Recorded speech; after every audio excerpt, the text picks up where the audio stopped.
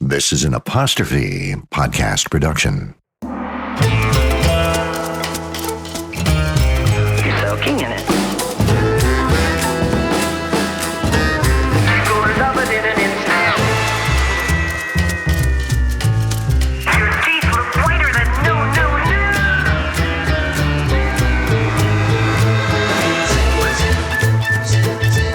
You're not you when you're hungry. You're in good hands with Austin.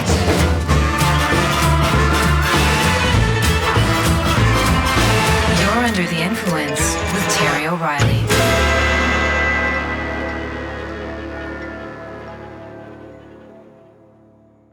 November 22nd, 1963 was a historic day. From Dallas, Texas, the flash, apparently official, President Kennedy died at 1 p.m. Central Standard Time. On that very same day, a 50-year-old woman named Annie Shapiro, who lived just outside Toronto, was sitting in her living room.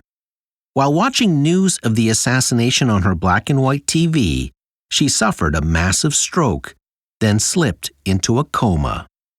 She was rushed to hospital where her husband Martin talked to doctors and consulted with experts, but nobody could help.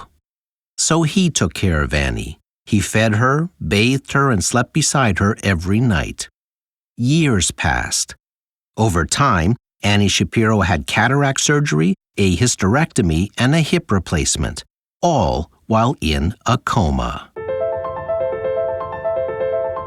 Then one day, 29 years later, on October 4th, 1992, she suddenly snapped out of her coma.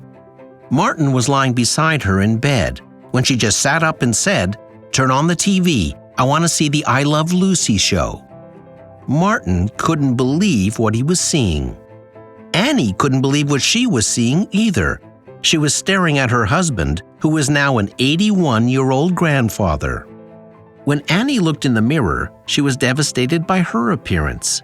She was once a young-looking woman.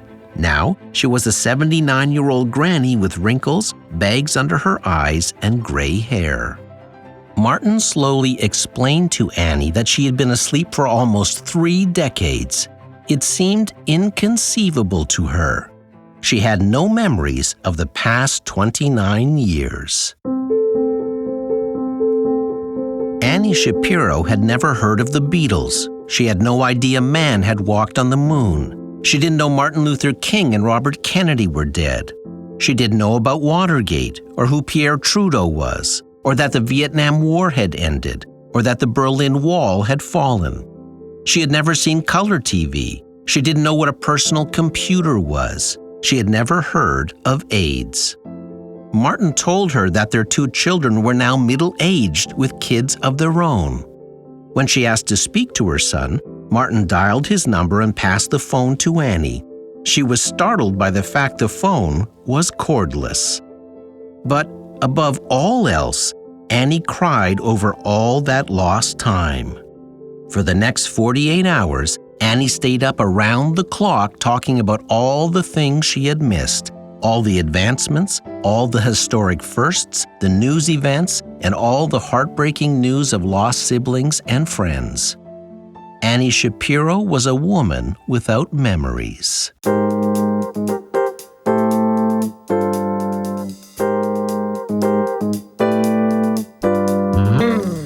the world of marketing, memories are big business because nostalgia is a powerful selling tool, triggering emotions and warm associations. Brands use collective memories as a marketing strategy, hoping to tap into those positive feelings and wrap their products in a warm blanket of nostalgia. Feeling nostalgic can make people want to spend money, and that's why companies steer their products down memory lane. You're under the influence.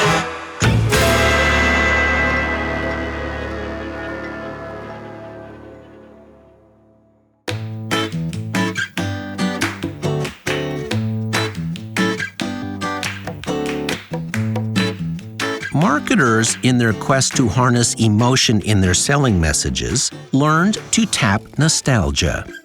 That overlap of memories and emotion led the public to become more engaged with commercials. But marketers don't wade into nostalgic waters just for the fun of it. There is often a more interesting strategy at work. Take Spotify in the UK, for example. Back in 2019, the streaming music service chose to use nostalgia in an advertising campaign. Spotify wanted to attract more listeners between the ages of 35 and 44, people who had grown up between 1979 and 1999. This demographic is often called the forgotten generation, coming after boomers and before millennials. The campaign was based on a research insight. When people reached their 30s, they returned to the music that was popular when they were coming of age, the formative teen years. Spotify made an interesting media choice. You might assume that a tech company would choose a digital medium, but Spotify chose outdoor billboards and bus posters instead. The reason? Outdoor advertising is very Instagram-worthy. The campaign was titled, "Listen Like You Used To." The idea was to have fun with the fact that, as you age, your life changes, but your favorite music doesn't. The tongue-in-cheek billboards were split into two sections. The left side was the way it was, the right side is the way it is. Back in the late 70s, The Clash was at the top of the charts. So one billboard played off a Clash album. The left side said, 1979, London Calling. The right side said, 2019, Conference Calling. Ah, yes, the punk rockers are now corporate executives. Another billboard said, 1988, you are 24-hour party people. 2019, you're 2 to 4 hour party people. But my favorite billboard of the campaign said, 1983, UB40, Red Red Wine. 2019, UBE40, Red Red Wine. So smart. The Spotify campaign went viral instantly. The results were very impressive. Spotify reached 65% of the UK's 35 to 44-year-old audience. And most importantly, the campaign grew that audience by 10%, which was music to Spotify's ears.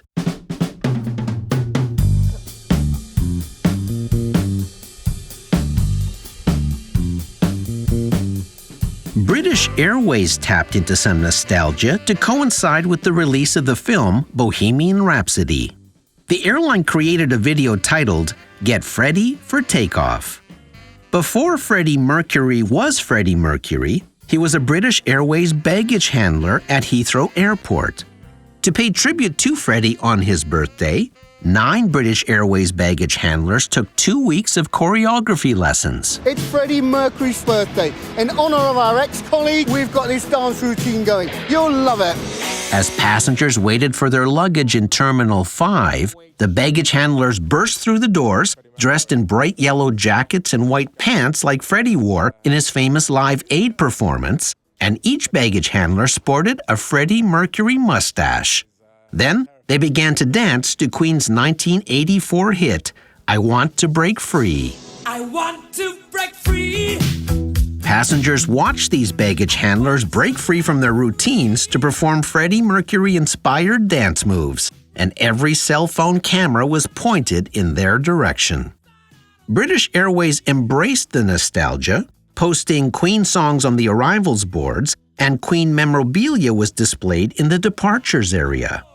Best of all, any passengers named Freddie were invited to use the British Airways first class lounge that day. The nostalgia gave British Airways a lot of press, and the video was viewed 1.8 million times.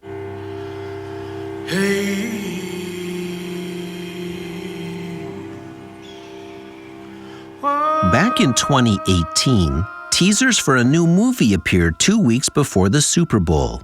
It said, "Coming this summer, Dundee, the son of the legend, returns home."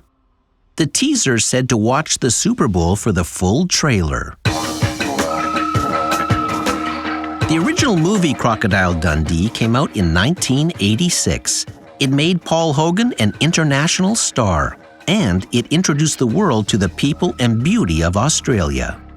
Crocodile Dundee became the second highest grossing film worldwide in 1986, earning over $328 million.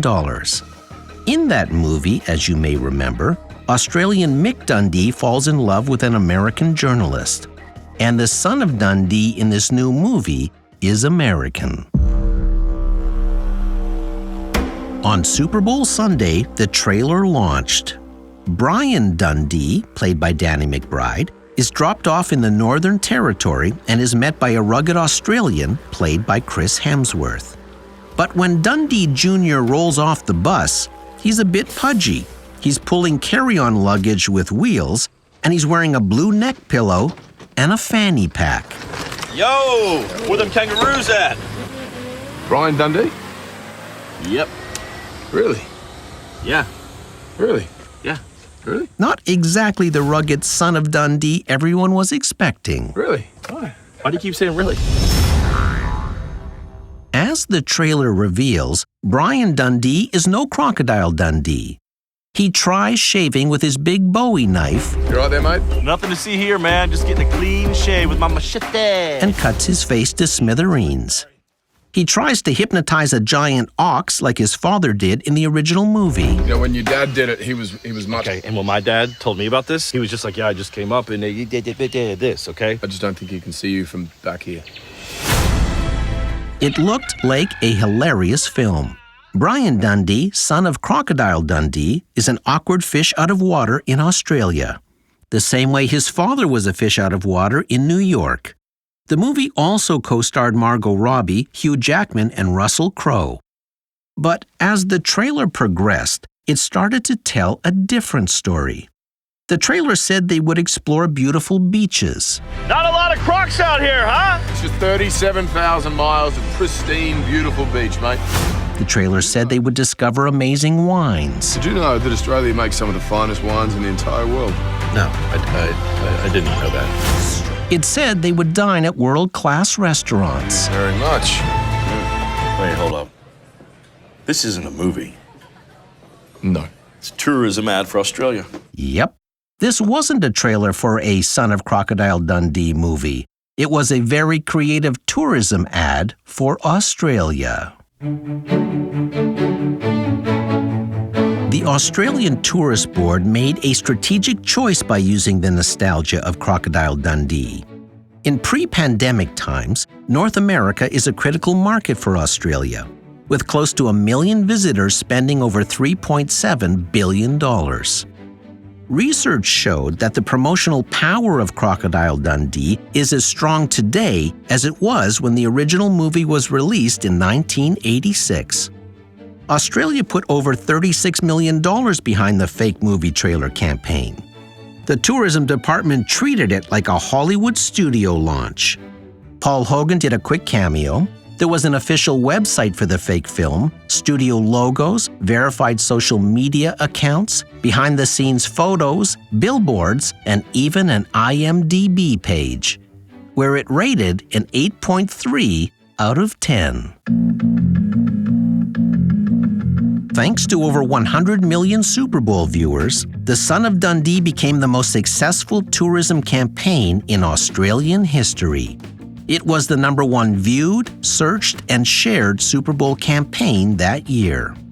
The trailer and subsequent commercials were covered in over 14,000 TV segments and press articles, the equivalent of $84 million in free media coverage. There was a 900% increase in booking inquiries, and tourism to Australia jumped 11.5% in just 6 months. It was a huge success, except for one tiny thing. A petition started going around with the hashtag #BringBackDundee. People were disappointed it wasn't a real film. And we'll be right back.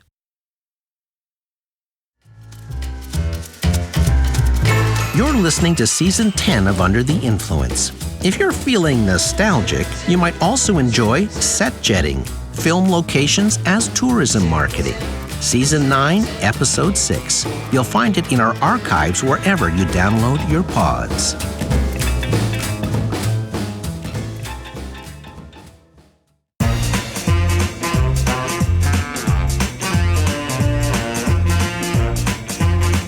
If you're a television watcher, you've probably seen the latest Uber Eats campaign. It employs a little nostalgia circa 1992. Specifically, it stars Mike Myers and Dana Carvey as Wayne and Garth from Wayne's World. The original Wayne's World is the highest-grossing Saturday Night Live-inspired movie ever.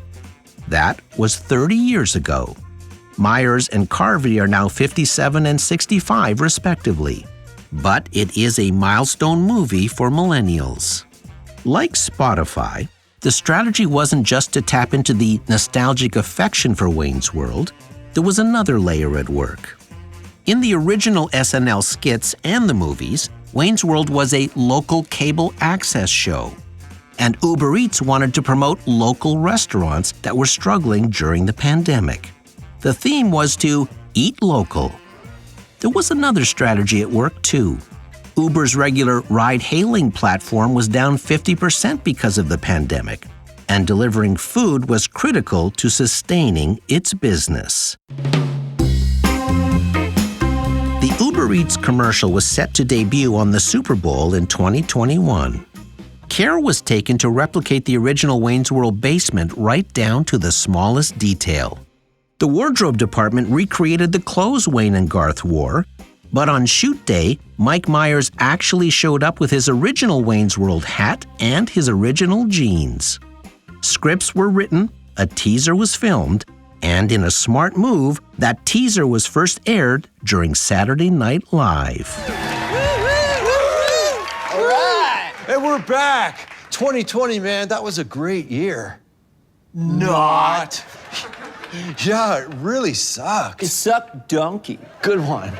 We just wanted to say that we'll see you soon for the game, which for legal reasons cannot be named. We'll see you on the big bowl. The gigantic bowl. Totally legal. Yeah, completely legal. All right, good teaser. Final shot was an Uber Eats bag. Then a week later, on Super Bowl Sunday, a 1-minute commercial debuted in the third quarter. This local access message is brought to you by Uber Eats. Wayne's World! Wayne's World! Party time! Excellent! Hey, everyone! Welcome to Wayne's World. Party on, Wayne. Party on, Garth. As a local access show, we want everyone to support local restaurants. While nostalgia was the name of the game, the ad agency knew a lot of younger viewers wouldn't know who Wayne and Garth were. So, another element was added. Yeah, we'd never shamelessly rely on a celebrity cameo. Right, Cardi B? Yeah, eat local. There was also a fun extended cut on YouTube, where a 2.5-hour credit roll runs, listing all 89,151 local restaurants available on the Uber Eats app. While that long list runs, Wayne and Garth eat popcorn, play chess, and Alice Cooper makes a surprise visit. Alice Cooper. Whoa. Hi, boys. Hey, do you want to watch some restaurants with us? Oh, more than anything. Oh, okay. Well. After the Super Bowl, more Wayne's World commercials continued the campaign idea, with Wayne and Garth name-checking various dishes ordered from various restaurants. It was big-time nostalgia that paid off. In 2017, Uber Eats did $3 billion of business. During the pandemic, it hit $30 billion.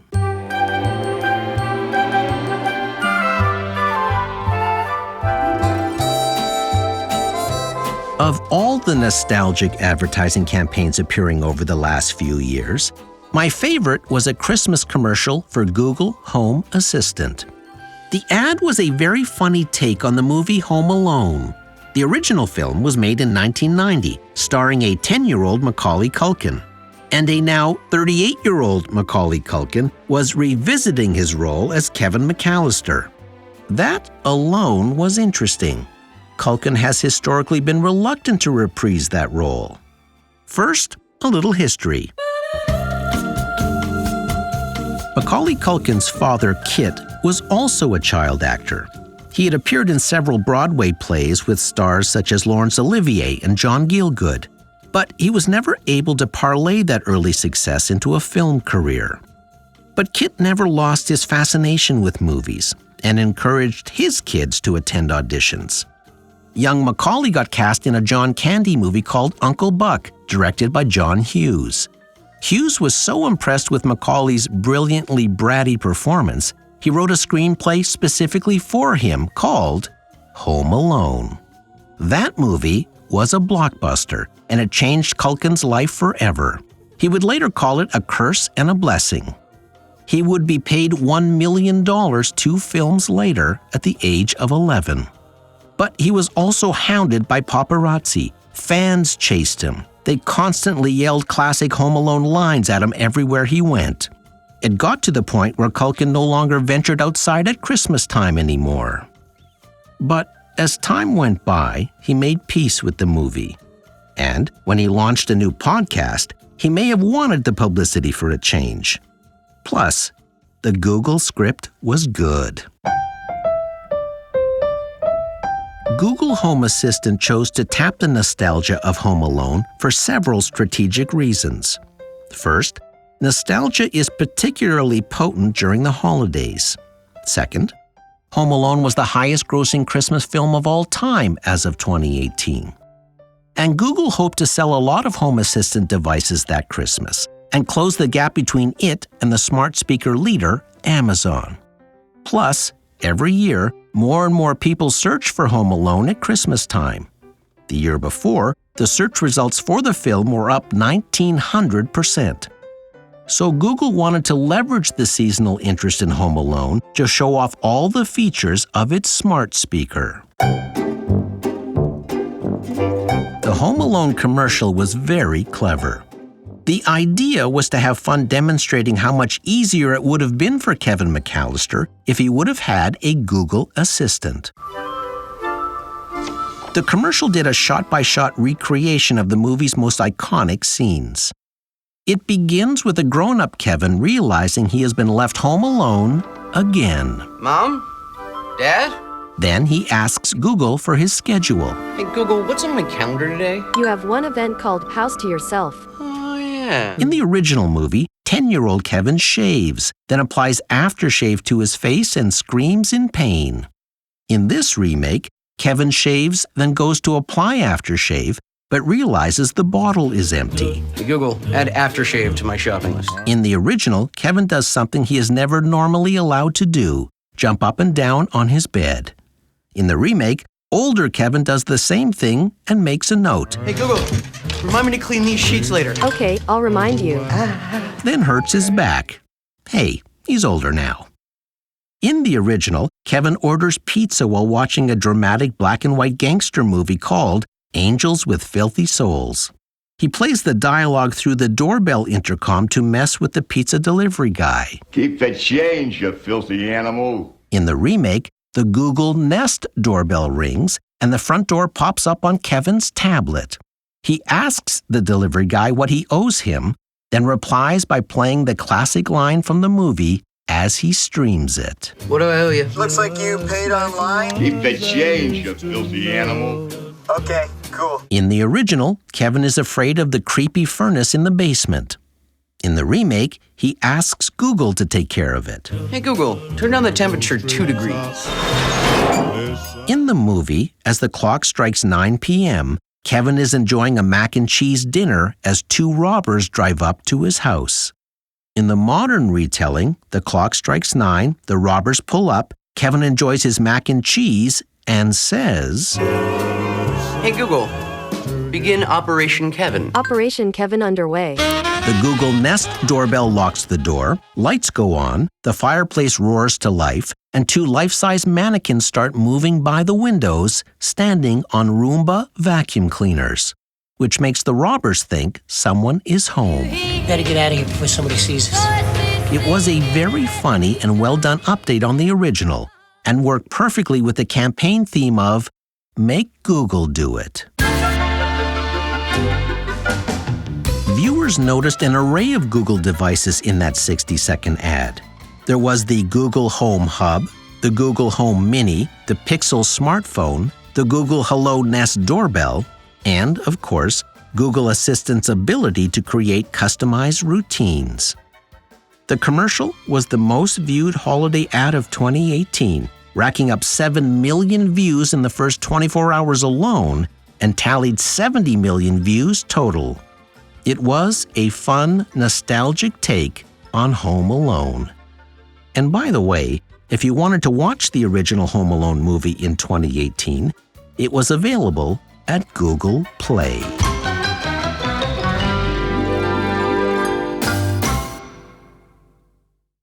Nostalgia is a powerful selling tool. It sweeps us back to a time in our lives that was more certain, more secure, with less responsibility. And a lot of emotions are tied to those significant memories. Psychologists tell us the brain lights up at the thought of warm memories. Nostalgia counteracts boredom, loneliness, and anxiety.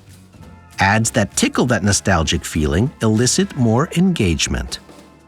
In a recent study, one group was asked to think about pleasant memories, the other group wasn't. The first group was willing to spend more money for a set of products than the second group. In another study, people who were asked to think about warm, nostalgic memories were willing to give more money to charities. Clearly, well-placed nostalgia can open up wallets. And nostalgia has staying power. I Want to Be Free is 37 years old.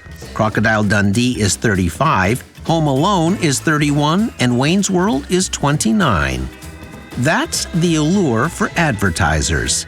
If you can tap memories, it's swing time when you're under the influence.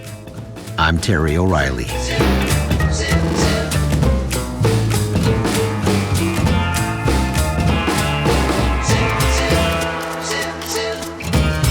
This episode was recorded in the Terrestream Mobile Recording Studio. Producer, Debbie O'Reilly. Sound engineer, Keith Oman. Theme music by Ari Posner and Ian Lefevre. Research, Allison Pinches.